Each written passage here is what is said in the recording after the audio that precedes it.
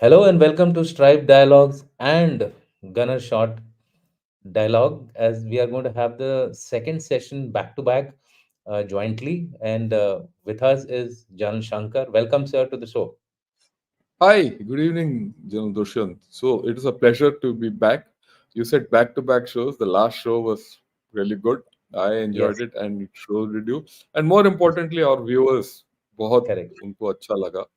And the So content was yeah, really good, and I think it will benefit when they go through today also, because today we are going to have a slightly varied kind of a discussion, in the sense that I will give first my views on, there is a change in dynamics between China and India. So I will basically cover why this change is taking place and how we should look at this change. Then Jan Shankar will do his own analysis based on giving the underlying reasons why this, game is being played by China the way it is being played today. So you're going to listen to two different perspectives, and so here we go, sir. I'll start off yeah, please, with yeah, first my perspective, and then we can take on, sir. yeah, So, in fact, Jan Shankar shared an article with me. Ki, China and India are going little cozier. The Global Times, which is supposed to be always hitting back at China, at India, has suddenly started dishing out articles which are kind of, I won't say they are pro India, but they are highlighting what India is doing good. But at the same time, in that same article, they add a line of caution saying that this may just break up in case ABCD happens, right? With that, I mean, in case if internal instability takes place. So somewhere they are also giving a threat, in one voice, they are telling that we are going to, I mean, India is doing well. On the second hand, they are saying that you're also fragile, and आप टूट भी सकते हो, और ये सारा जो महल बनाया है वो बिखर सकता है. So with that, let me tell you what all exactly the signals are coming. G20 was some kind of a milestone when we see 2023, and the Chinese initially were, very hesitant. They didn't send. I mean, Xi Jinping didn't come. Of course, he had his own problems why he didn't come. उसका premier आया, Li Kuang आया. And after the joint declaration, China comes out with a statement saying that Delhi declaration has sent a very positive signal. Now, something coming from China like this was really something, one has to look at it with a lot of caution. Why are they saying so? Of course, if we go into the detail, yes, certain things which were meant, as far as Ukraine war was concerned, which the West wanted, those were omitted. So, hence, possibly this statement was given by the Chinese. But the post BRICS summit also gave out some positive signals. India is warming up to a cooling China. Look at the wording. India is warming up to a cooling China. That means, China is bringing, I mean, reducing its hostility. I won't say hostilities, but differences which have been created due to Galvan incident, and before that Doklam, etc. So then I looked at, why are they doing so? So I saw some figure which was quite amazing. Their foreign direct investment, in 2015 used to be 900 million US dollars.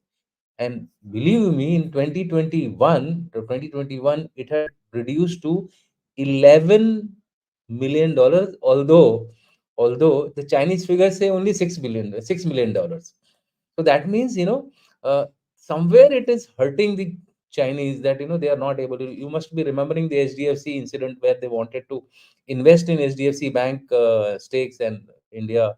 So India stopped it basically because India is now trying to screen all these foreign direct investment lest these people get. So maybe this could also be one of the reasons why China is cooling down. And finally, the cake, or the pudding on the cake, was the article which John Shankar sent, which said, "What I Feel About the Bharat Narrative in India" by Zhang Jiadong, published in Global Times on January 2nd, 2024. So it is as recent as 4 days or 5 days back. And what does it say? That will even, of course, this is that investment thing which I was saying, FDI, which has fallen from 2015 to 900 billion down to 2022. It is just about $6 million. So you can imagine the hit which Chinese are taking, as far as as far as their economy is concerned, with just one figure. There are many such figures we can go about. So this is what that article says. Furthermore, with its rapid economic and social development, India has become more strategically confident and more proactive in creating and developing a Bharat narrative. Global times suddenly वो हो गया है, क्या बोलते हैं, गंगो हो गया है कि भाई इंडिया का तो भारत नैरेटिव सक्सेसफुल हो गया. Next paragraph which I have taken out from the same article. Since Prime Minister Narendra Modi assumed power, that is 2014, he has advocated for a multi-alignment strategy promoting India's relations with the US, Japan, Russia, and other countries and regional organizations. It is trying to justify, relations are at two level, bilateral and multilateral. So it is trying to justify that what India is doing is right, multilateral, multipolar world, etc. So what India is doing is the right thing. And the next one is even more better. In the diplomatic sphere, India has rapidly shifted towards the great power strategy. We are still a middle power, but it has, suddenly given us a great power strategy status.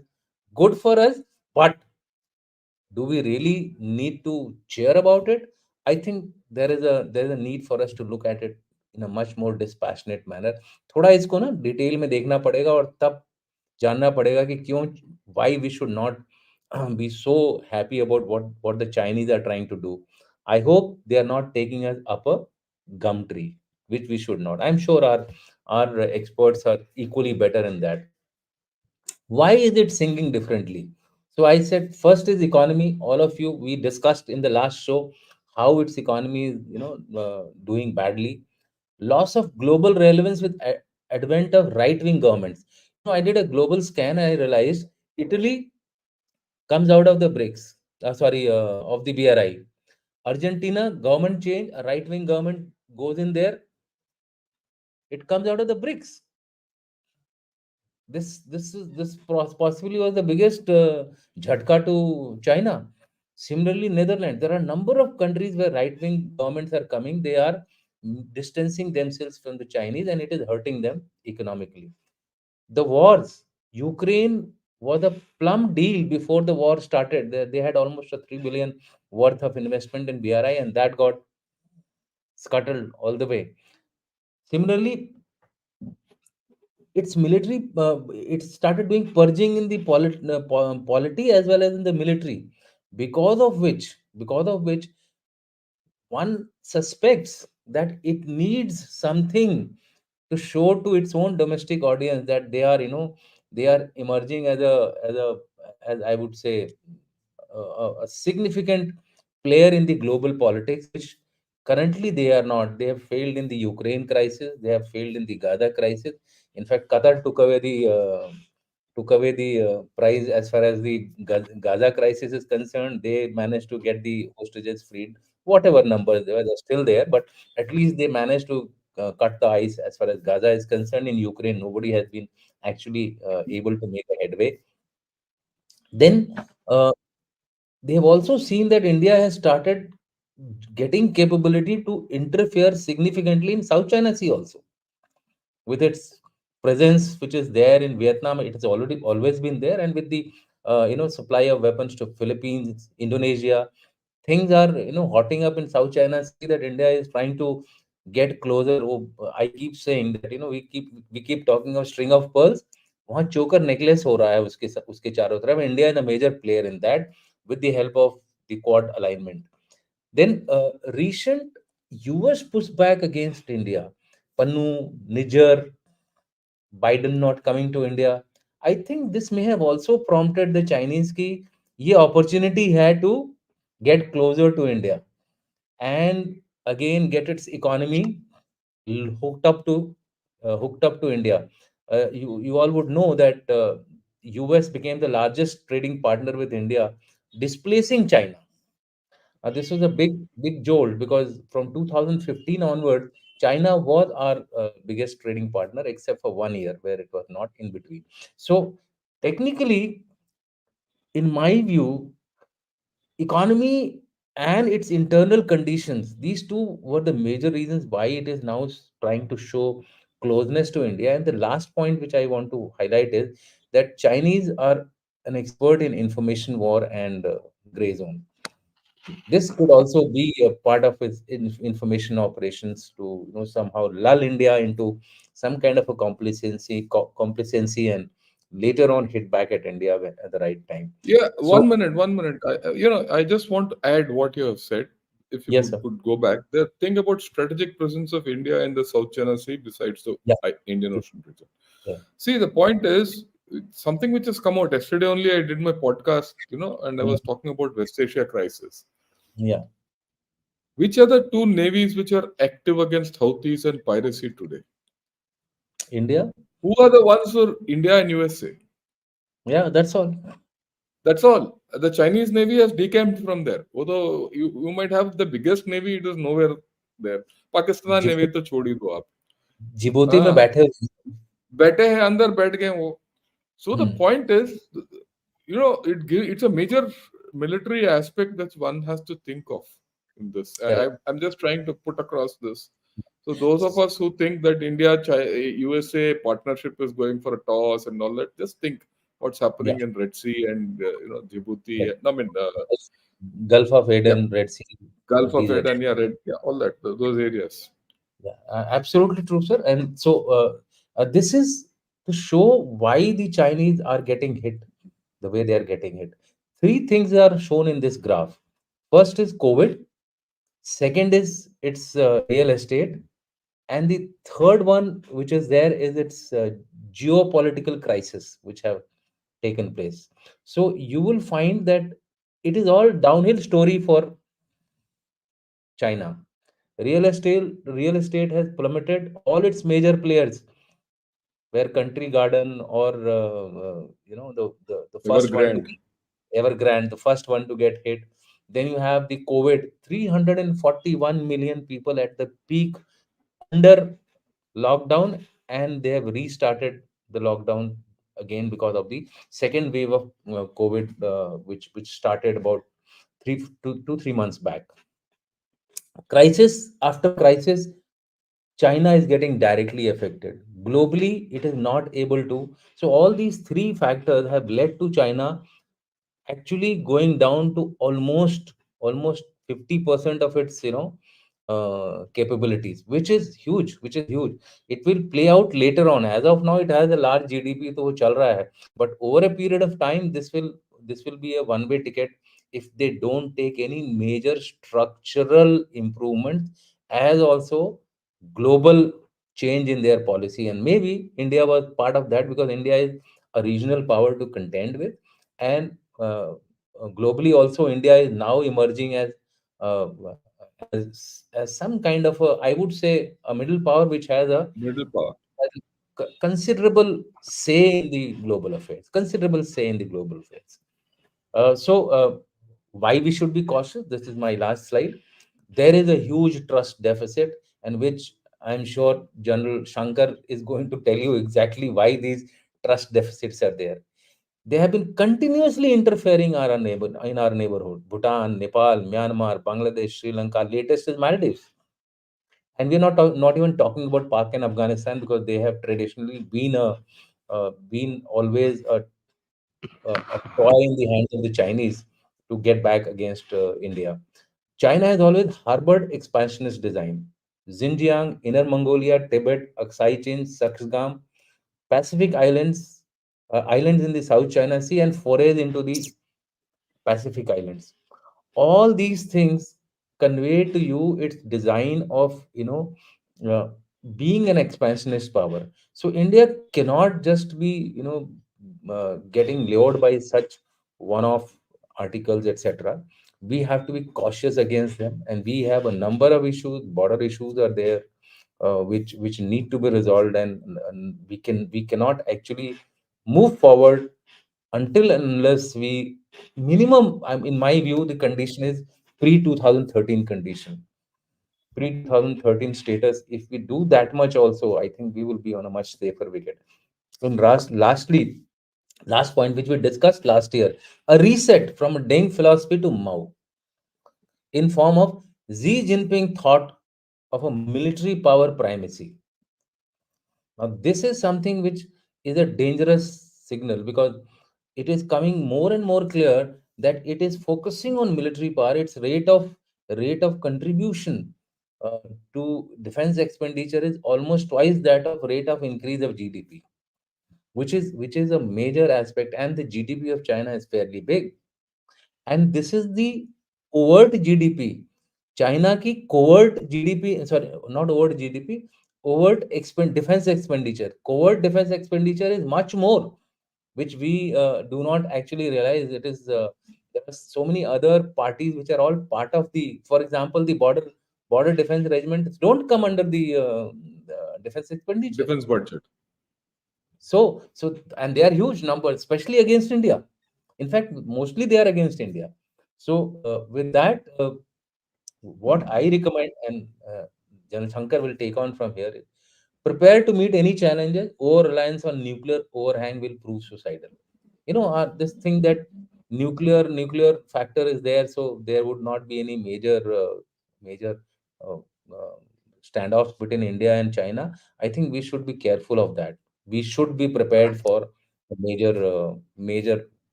uh, standoff between the.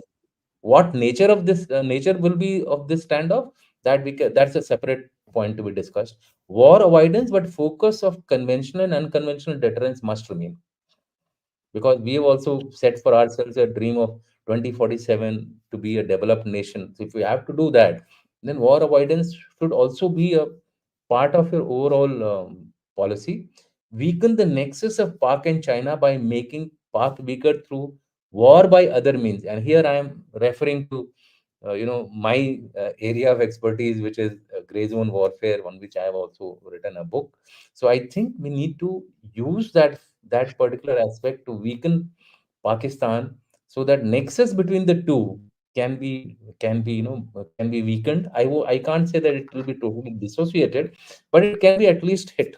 That's the thing. And lastly, our dictum must be, Walter Lippmann's statement I gathered from somewhere. A nation has security when it does not have to sacrifice its legitimate interest to avoid war, and is able, if challenged, to maintain them by war. I think this sums up our national security policy in the times to come. If we follow this, possibly India will be well on its path of the vision which we have set for ourselves of 2047. Sir, over to you now. You can take on. I'll add your thing Yeah. to the right, sir. Look, at the outset, I must, put in perspective what General Dushyant has put.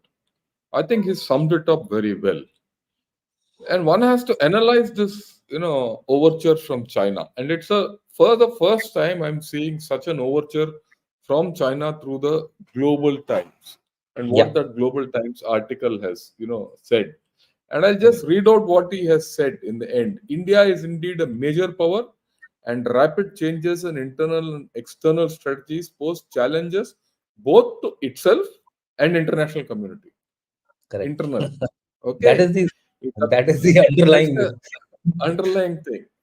It Yes, appears that the transformed, stronger, and more assertive India has become a new geopolitical factor that many countries need to consider. That means China has to consider. correct. Okay. Now, when you read this article, per se, this thing, but like he has analyzed, I have also analyzed, but I have analyzed it in a slightly different manner. So I have to go back into history and to talk of it. So that's what I'll do. But if you see what I have analyzed and what General Dushyant has analyzed, you put the two together and you'll see the picture coming out, and which we'll talk of at the end of the day. Look, Chinese relations with India has two perspectives. There is a bilateral dynamic, one to one, India, China, with no one else, all hands off. And that other thing is as part of major power competition between China and US in the Indo-Pacific. That is called all that. So these two dynamics have have to get played out in a India China. thing. So don't miss that out. Okay, what is the Chinese view? And this is historic. This is not over 1 day or 2 days. This is right from 1962. Their view is they feel that cooperation with India achieved through the use of force is long lasting, while that through compromise is fragile and short term. So, what do they talk of the use of force? Historically, they talk of 62, they talk of 67, they talk of Sundranchu, 82. Okay. And of course, 2020, Eastern Ladakh. This is their view that भाई India के साथ लड़ाई करते रहो तो piece मिलेगा, आप उसके साथ बात करोगे तो नहीं मिलेगा. That's a very important. Okay. Correct. There are certain other fundamentals. Look, very clearly, this, like what General Dushyant said, and we all know, China wants India on its side. And China also wants India for its own recovery. Let's not have any doubts about it. And that Yeah. I'll talk of a little later. If China has to recover, it needs India. If it does not have India, China might not recover. Okay. China does not want to take a step back on its stand on the LAC. Let's be very clear. This article has not spoken anything about the LAC, if you notice. वो Correct. तो है, बाकी सब के बारे में ठीक है, हाथ मिलाओ Hmm. Type, but not on the LAC. And then पुराना China believes it's, yeah, China, old China trick. old China trick. बाकी सब बात करो कि भैया, पर उसके बारे में नहीं. China Correct. believes its time has come as a superpower to lay down a Sino-centric world order, and that is exhibited through its military game and its diplomacy, which General Dushyant was talking of. That extreme amount of investment into the military is to lay down a Sino-centric world order by force, danda. So, what is the game plan with India? What should India's strategy be? These are the two things which we should be very clear about. Okay. Okay. Correct. The second question we might not be able to answer today. But the first question, what is the game plan, that will come out. Okay. You have to also understand certain other dynamics. We should not, by bada picture dekhna important. India and Correct. China have great power ambitions. That's no doubt. As much as China is changing or changed, India is changing. And the change in India is now even more rapid. And that's what the Global Times fellow also has said. I agree. But what he has not said is India's rise is at China's expense. When Apple is to, produce 25% of the world's products of iPhones from India, it is 25% lesser than China. Okay? So that's the thing. Then, next 25 years are important both for India and China to achieve their goals. Dushyant mentioned about it. He spoke of 2047 for us to be a developed nation. Unka bhi 2049 hai to be a fully developed nation and all that. Then the next thing we have to understand, there is no history of two powers rising together in close proximity. Never has it happened. Correct. Okay? And whenever it has happened in some manner, in whichever manner there's been war, the nearest equivalent I could find where two countries have risen together are Germany and France out of the medieval times. And they've always had problems. And then we should be very clear, China wants to be the undisputed regional power. Unless it is the undisputed regional power, it cannot be a global power. फिर सब पूछेंगे भैया तो अपने इलाके में तो शेर बन जा, यहाँ आके शेर बन रहा है. So that's the story. That's something which we cannot. Okay. Then of course I'll not touch on this now. There are certain constants of India-China relationship, and this goes back to Mao's times. And these are something which I got out of Mao's writing and writings of 60s, 50s, those. They say the balance of power is between China, Russia, that is the Soviet Union, and USA. India is the wild card to be kept in check. Hmm. Now, okay, it has to be kept in check. China is the dominant Asian power without equal. China has never seen India as an independent power, but it has always been seen as an appendage to the great powers, either as an appendage to USA or as an appendage to USSR. Okay, or Britain in the olden days. Okay. Also, China views India as an unequal and untrustworthy, you know, country. Now, Pakistan is a strategic ally to keep India in check in South Asia. We should never forget that. It's the cat's paw. Okay. India has never been seen as a standalone threat. Whenever China has dealt with India, it has kept in focus where India can get measure help from diplomatically, militarily, or economically. Then India must be neutralized through persuasion or coercion from time to time to keep it in check. Remember, whenever we deal with China, the story is political. It is not economic. It is not military. Look at the political message, and the political message in this is very clear to me. They are coming to you, right? This is the wild card to be kept in check. That's the story which I see in this Global Times article. Okay, what are the other constants? The CCP narrative is of a righteous war to constantly remind. This is a little internal issue which they have to sell to their people. Right? Righteous war, they're fighting a righteous war to constantly remind Chinese people it needs to put psychological pressure on India that China has the greater power. The Communist Party is a resolute defender of their territory.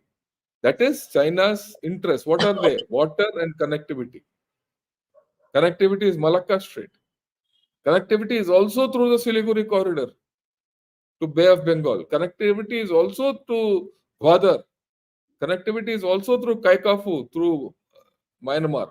So all this is, their story which they're selling. But we have to get it, and this is Chinese interest. We have to defend ourselves against India because India is now holding all these at its claws. Now, also their story is sincere attitude and generosity of China is seen as weakness by some Indian politicians. They're painting it that way. Chinese scholars believe that Indian response to future military coercion will remain indefinitely low. This is important. Okay? India is a weak country. If you coerce them militarily, they'll buckle. So, what does India have to do? It has to break these constants. It has to break the internal constants and it has to break the external constants. Our strategy for China has to encompass these two. Okay. We have to also never lose sight of this border dynamics. See, 1962 was the baseline. I look at it and I've never lost sight of it. Aksai Chin and other areas were occupied. Post 1962, we've had LAC disputes. Post 2003, there's a claim on China as South Tibet. They've expanded their claim because South Tibet as a nomenclature never was there ever in history. It appeared only after 2003. Post Yeah. 2020, they've occupied Depsang, Demchok, and we created buffer zones. If you see from 62 to 2020, China has been shifting the goalpost steadily. Today, all of us are talking about the last one. Why go back to the status quo ante of 2019-20? But we should be planning for 1962, status quo as of 1962, pre-1962 days. Okay, so this is something we should never lose sight of. China, if at all it has to make concessions, will be happy with this post 2020 dynamic and say, we'll settle here. They will not like to touch the top three. So never lose sight of that. Yeah. Okay. Then you have to also see there are three schools of thought in China. I have spoken of this with Brigadier Arun Saigal. I've spoken of this separately, and now I'm again speaking. Again, we should never lose sight of this because everyone says China thinks long. हम भी long think कर रहे हैं भाई. वो article को देखने से थोड़ी ना चलेगा. हम तो 62 तक पहुंच गए ऑलरेडी. उससे पहले भी पहुंच सकते हैं, बट बात की बात है. There is a hyper national school of thought which says teach India a lesson. Then there's a midway school is a different school which says if India wants to work in the main strategic direction, that is, main strategic direction for them is dealing with USA. Yes. It needs to solve the problem on the secondary front, that is Indian front. Unless it has its fences mended with India, it cannot tackle USA. Okay, so they say if neglected, it will land in China in a two-front challenge. And they're worried. They not only talk of two-front challenge, they talk of a four-front challenge. And they talk of something called chain reaction warfare. So they're very conscious of the fact that somehow they have to ensure that India is kept quiet. And India doesn't participate in US China confrontations. Today, they don't have that confidence. And my way of looking at it, this article, if you go back and read, he talks of that. He talks of it in an indirect manner, right? That in the change situation, China and Russia are, leading the way for developed world, and India is also part of that, something like that. I can read it out a little later. Then there's a third rationalist school, right? That's what they say. He says importance of relations with India is second only to the US. So best strategy is buy time and this is what Deng Xiaoping also said. Leave it to the next generation, buy time. But in doing so, continuously maintain pressure on the LAC and seek bilateral cooperation. Maintain pressure on the LAC, maintain pressure on the IOR, maintain pressure economically, maintain pressure diplomatically, maintain pressure through all your neighbors. So this is their whole story. You have to understand which is the school of thought coming through in this global times story. That Yeah. you have to pitch where is it coming. Okay. It is somewhere between the second and the third line. And the It is third. neither, yeah. Okay. So you have to understand this thing. And then there's a geopolitical logic. You understand this. China has not had to pay any geopolitical cost for use of coercion against India. Have we imposed costs on it? We also know that USA is not likely to get involved directly militarily in a China-India dispute. They also know that. They also feel that this is historic. USSR will or cannot take sides against India, or USSR read Russia. USSR Correct. stroke Russia. So that means that their logic is very clear. कि भाई कुछ भी कर लो India के साथ. India knows that there'll be no cost on us. They'll get away with it. Okay, but we need to impose costs, and I think the time has come when we've started imposing costs on them. What Then Dushyant said about our presence in the Indo-Pacific, our presence in Red Sea area, and our actions there with USA. These are imposing military costs on China. They're imposing reputational costs on China, Yeah. right? When people come to us, there are reputational costs on China. And then the swing to the right wing, whether it's Argentina or Italy, getting out of BRI and I won't say snapping ties, getting out of BRICS and all that, are also putting reputational costs.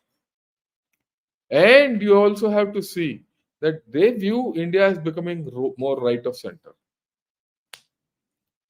Okay, so they're worried about it. Okay, now let's look at why China will initiate conflict with India. Adventurism, right? Pure adventurism. It could be in the form of nibbling action along the LAC, which is the least cost action option, or repeated forays into IOR or entry into the IOR. Then I said impose reputational costs on India. That is what it keeps trying to do. Unfortunately, today we are imposing reputational costs on them. So there's a change in dynamic. That change in dynamic can come only if they mend their ways with us or they come out something. Then, of course, there is a punitive outlook, which I said. Okay. Now, they feel that 1962 war brought decades of peace for China. So they feel military coercion works better in forcing India to cooperate rather than dialogue. Hence, aggression is part of that reasoning. These things I took out from Mr. Vijay Gokhale's writings. Vijay Gokhale, who was our foreign secretary, he's written a fantastic article in Carnegie Endowment. That is what.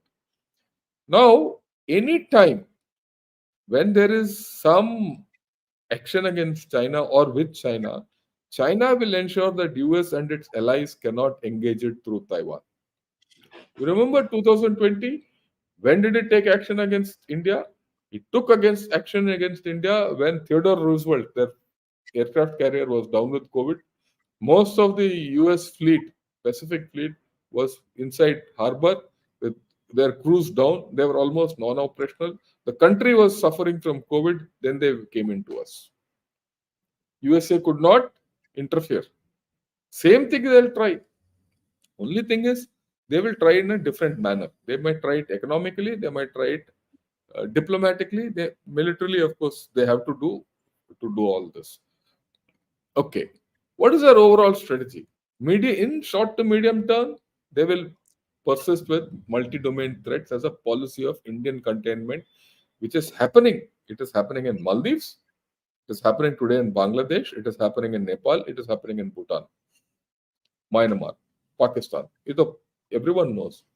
Maintain military build-up and pressure along the LAC, which is happening. There's no disengagement which has taken place.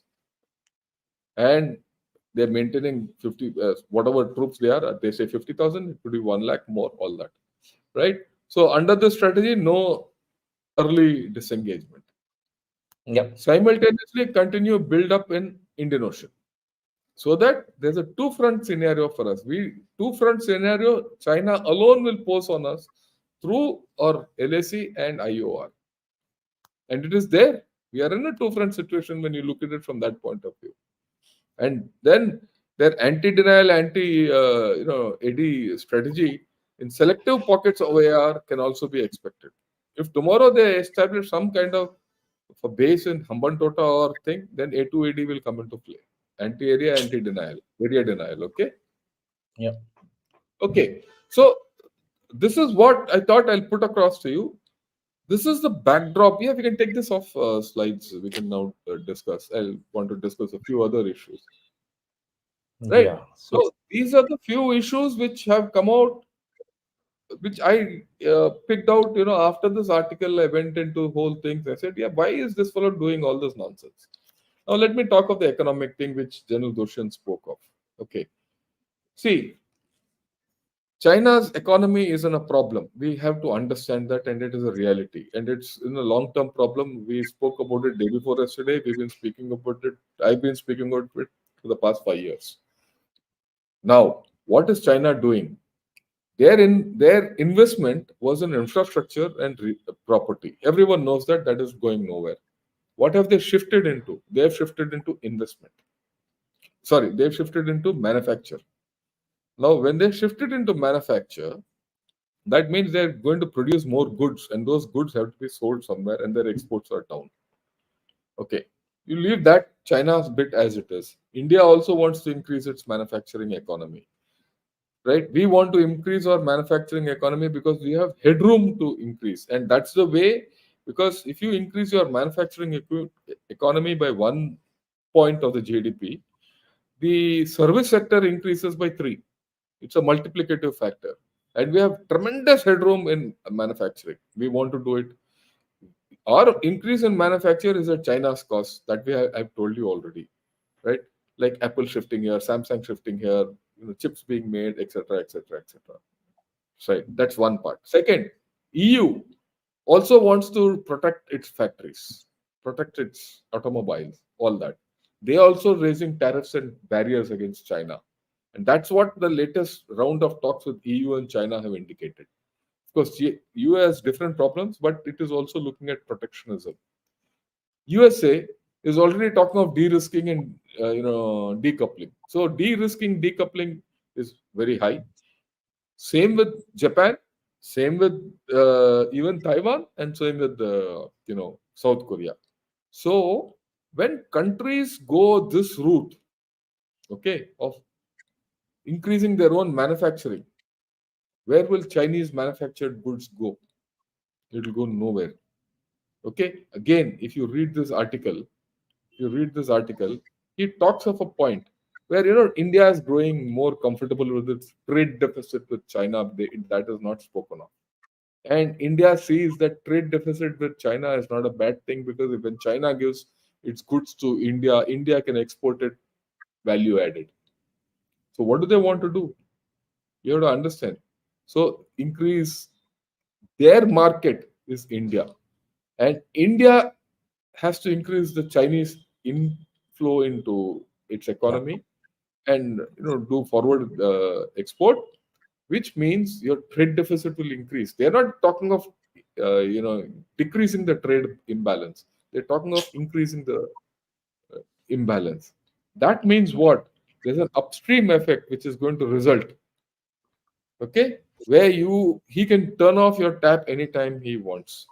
Now, is that correct? What is our strategy for that? And in case you have to take primary goods from China, I'm not against trade with China. Okay, what is the pro quid quo? That is something which you have to be very clear about this. If you're not clear about it, then you're up a gum tree. Then he's, of course, the okay, yeah. Then he's made major inroads into our neighborhood also. So that is something which we have to be very clear. Then the issue of uh, the timing. When is this? What is this timing? Which General Dushyant also spoke of. Why is this article come off? Here he talks at some point in that article that Russia, China, developing countries, BRICS, all that, and India wants to have an independent, role and all that. Why? Because of what that Pannoon, ye, wo, anti-India talk articles coming up in the West. So he sees an opportunity, and he Okay. says India has a habit of doing its own independent Bharat narrative. This Bharat narrative is a, you see, imagine this coining of this phrase. ये हमारा नहीं है भाई, हम भारतीयों का नहीं है, हमारा नैरेटिव वो बोल रहा है. आप सोचो. Correct. So this article is very strategic in nature, very deep meaning.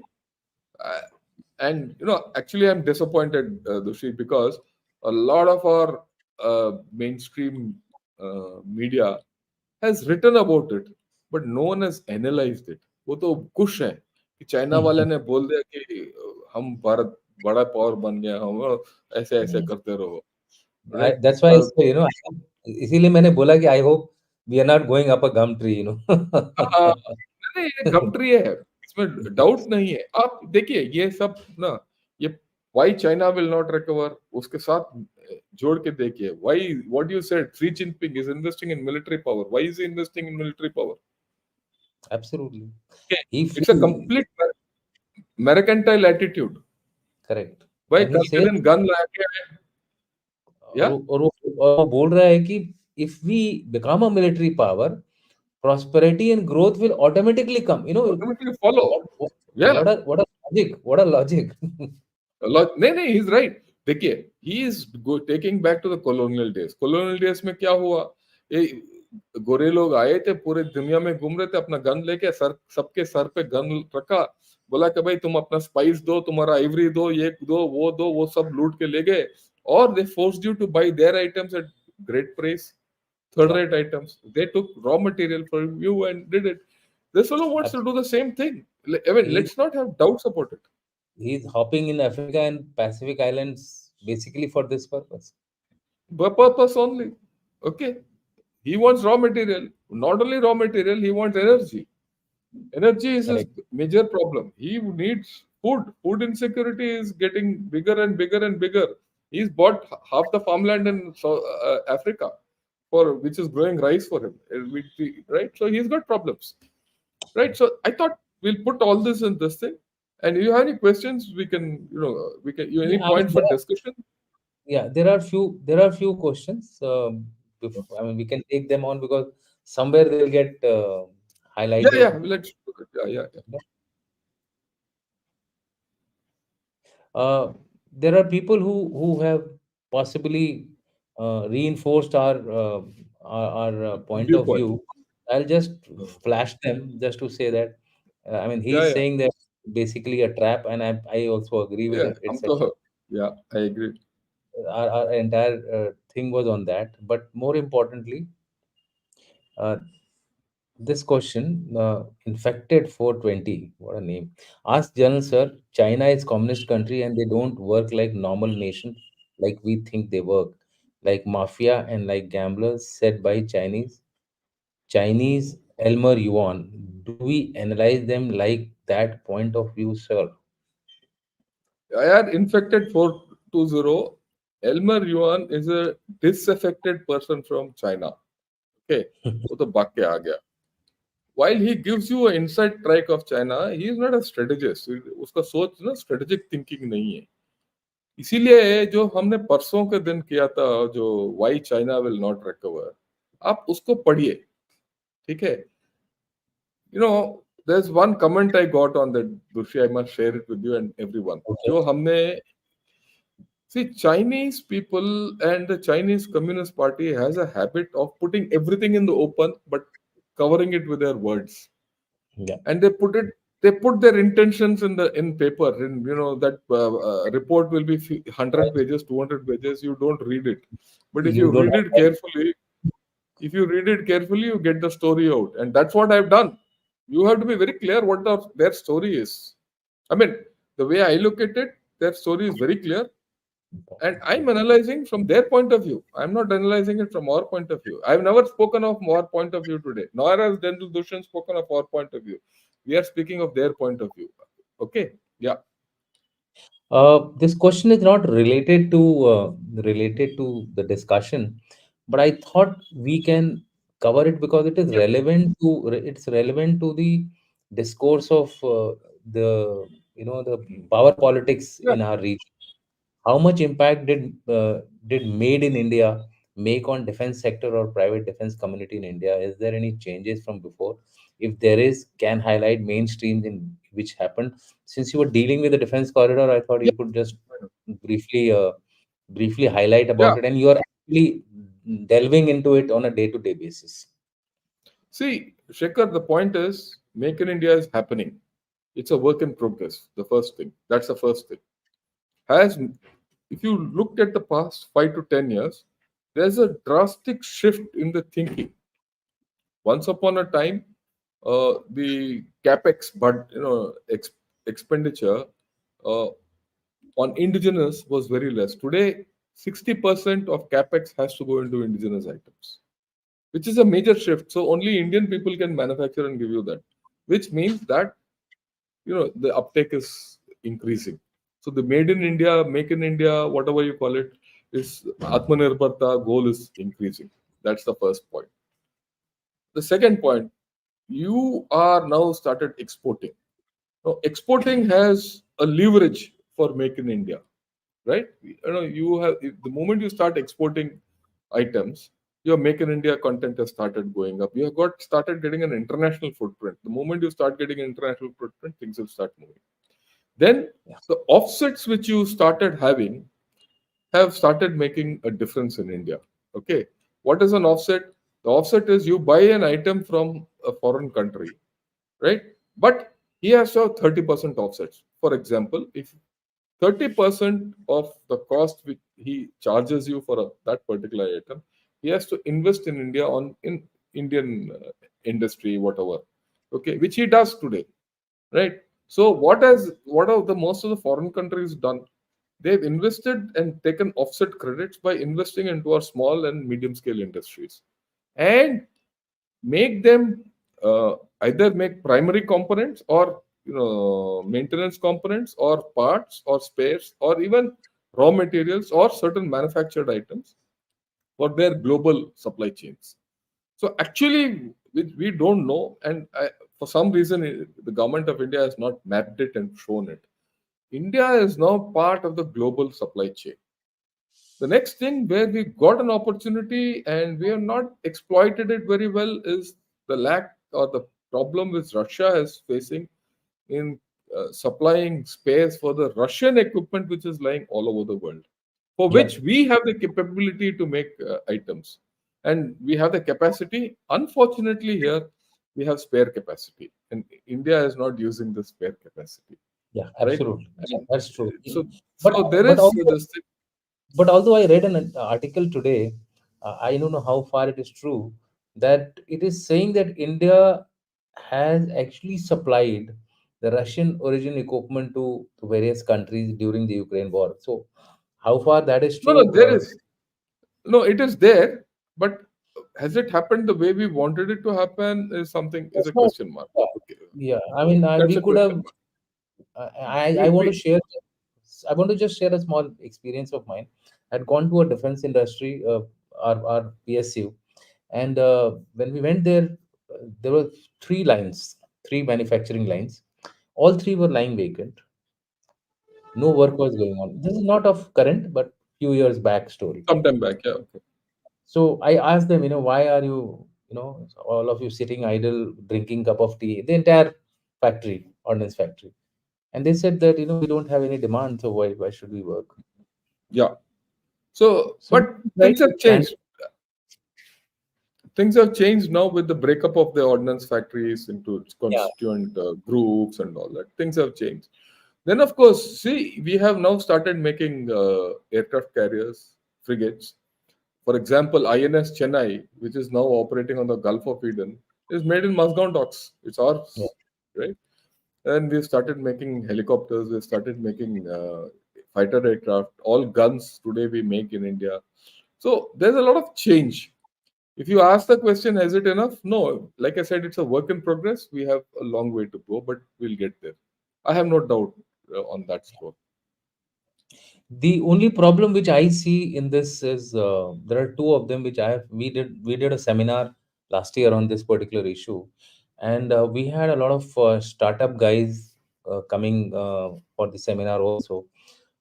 What they say is that the startups are not getting that adequate support. You see, the problem with the startups is even the SIDM is not actually, it's proving to be a kind of a bureaucratic hurdle in their financing also. Plus, they say that if you put us at the place of the problem, we will give you solutions which are much better than anywhere in the world. I think Yeah, that is missing. see that no, no, that is that they're absolutely right. These startups give you tomorrow's technology. Yeah, Okay, tomorrow's technology, and they leverage day after tomorrow's ideas. correct. Unfortunately, our orders are based on yesterday's ideas. Yeah, So if a big factory is making, say, a tank, let's say a tank, okay, it's making a tank based on an order, based on certain specifications. The correct. startup has specific ideas for tomorrow's specifications. So the guy cannot entertain the startup because he has to deliver the tank as per what order he's got. And the startup has no role in that order. Yeah. Unless, and this is where the or uh, in our defense forces have to step in and see how to encourage the startups. And this is a great affair. There's a great problem which we have, and that's a problem I'm prepared to discuss till cows come home on a on a different forum. We will do it separately. We'll do that. That's why Yeah, we'll do I that. Yeah. said this is not the topic for today's discussion. But next Yeah, one but is yeah, a no, topic. it's important. It's important. Yeah. Next issue is about today's topic. Should we build strategic support forces in line with China to expedite the adoption of new age technologies into our defense forces? Why not PhD in AI, ML, cyber security, etc.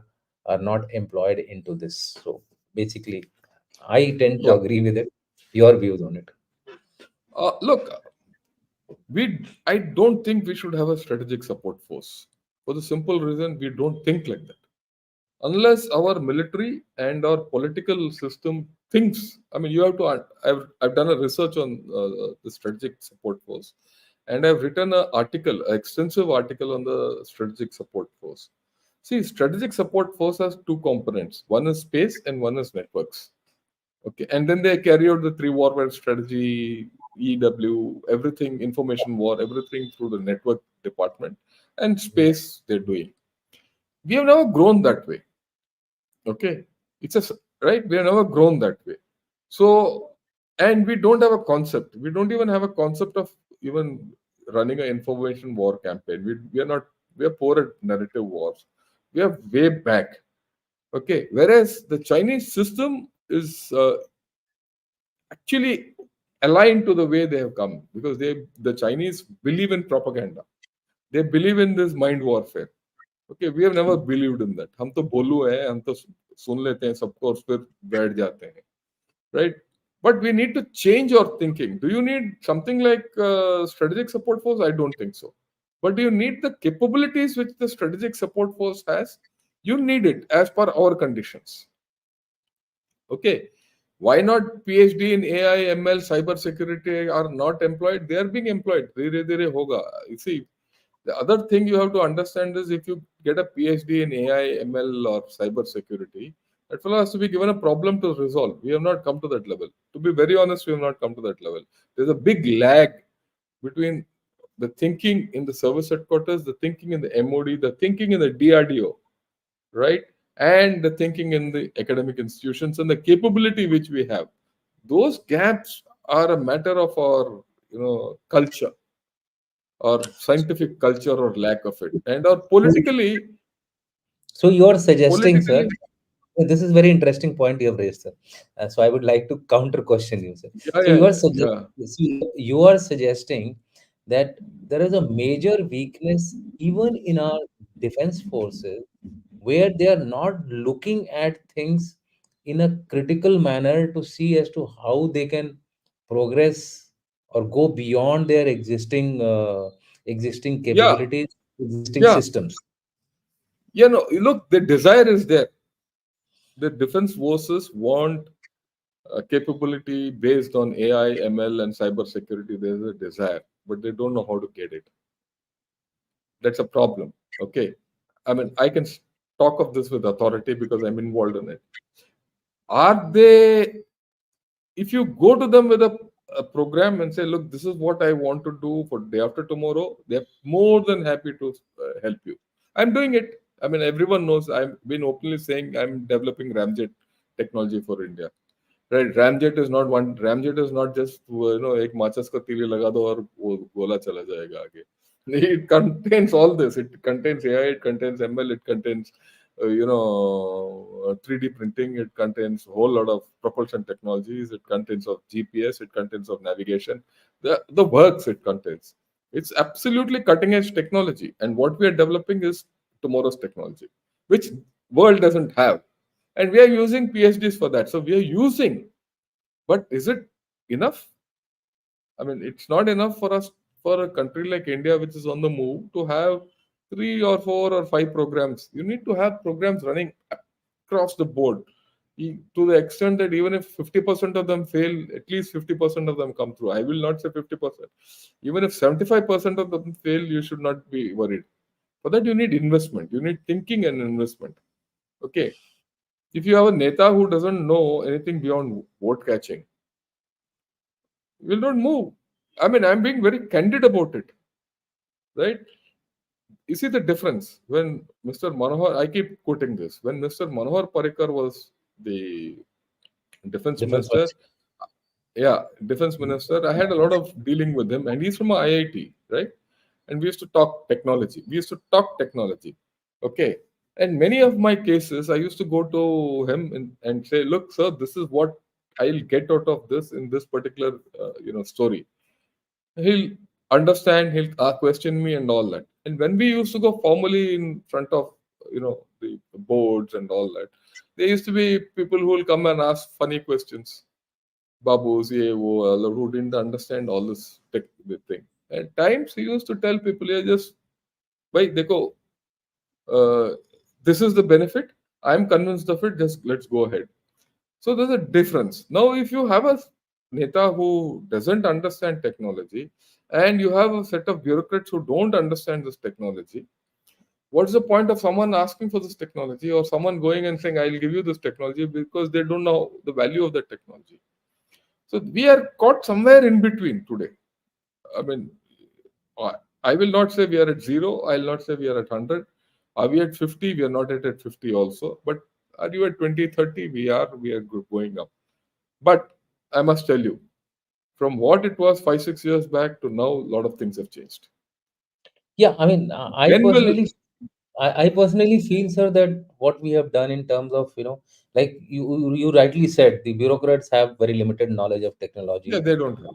Our politicians are almost zilch as far as technology is concerned, barring a few Chandrasekhar, etc., who are there, who have some Yeah, sense of what it is there. In fact, we had projected that Chandrasekhar should actually be the, somewhere defense in the minister. Ministry of Yeah, I Defense, understand. at least as a Minister of State, whatever it is. So, the devolving of powers possibly is the way ahead in our system, given our system. So vice chiefs were given more and more powers. I think that route should be followed a little more, Yeah, so I so agree that with you to a large so that extent. Yeah, yeah, so that defense secretary, rather, sorry, not defense secretary, the chief CDS, instead of being a DOP guy, should start looking more at the capability and other production. things. Yeah, no, no, Yeah, I yeah. agree with you. There's a big change which is required, and look, it's happening in a country like ours with a democracy. we There's have to accountability. we have to And go then the by. fact we have to also realize that the bureaucrat is not a fool. He's quite a smart guy, and he Yeah, knows. And many of our bureaucrats are technologists. For example, the present yeah, defense secretary is from IIT Madras. We use or alumni. The previous correct. defense secretary was from IIT Delhi. It's not that they don't understand, right? It's the down the line guys who make those minor notings who don't understand. And those Yeah. notings are legal tender. I mean, they're legal. If something goes wrong tomorrow, they go to the high court, to the courts. So they're They'll quote worried. those. So They'll quote those notings. yeah, so those there are problems in this. We have other problems. So and our MOD and the defense forces are bifurcated. They're not fully amalgamated. So there are a lot of things which we have to do. Yeah. But then we'll take it up on a different day. Yeah, Next question, sir. India insists normal ties with China hinge on border peace, while China champions hyper nationalism. You just spoke about it. yeah. An endorsement from global times, though appreciated, may not alter this fundamental strength. I agree with it. So I I think think, yeah, that's what we put across. See, it yeah. is So not only border peace. You have to understand the larger viewpoint of what China is. That is why I said wants to be undisputed power. India is a wild card. India is to be kept, peace with India will not, talking with India will not buy them peace, but coercion of India will buy them peace. That's why I put the context. It is not border alone. You have to look beyond the border. You have to look beyond the border on the geopolitical intent. Okay, they will try and put reputational costs on you. It is just not border. Most of us think it is border. It is not border. I feel it is beyond the border. yeah, yeah, absolutely. Next question, very interesting.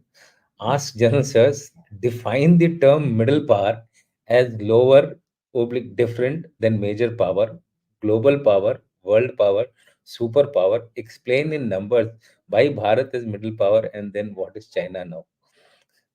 Okay. I think Look, there, there is a JBG, genuine there is a genuine confusion which we keep creating these terms. So it would be worth uh, elaborating on it, sir. yeah, I have written an article on this, JB. I have written a full article on this, the rise of middle powers.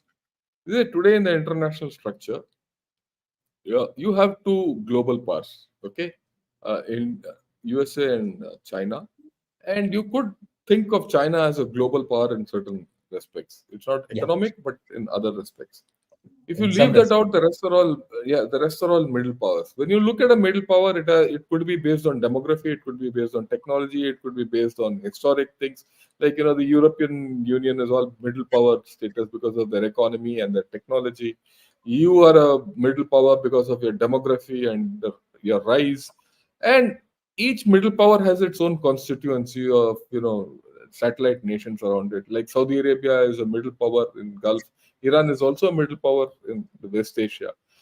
So there are classifications. All this, why, how middle powers get classified? It could be because of size, because of like Australia, or it could be because of its rising nature and population and spread like Indonesia.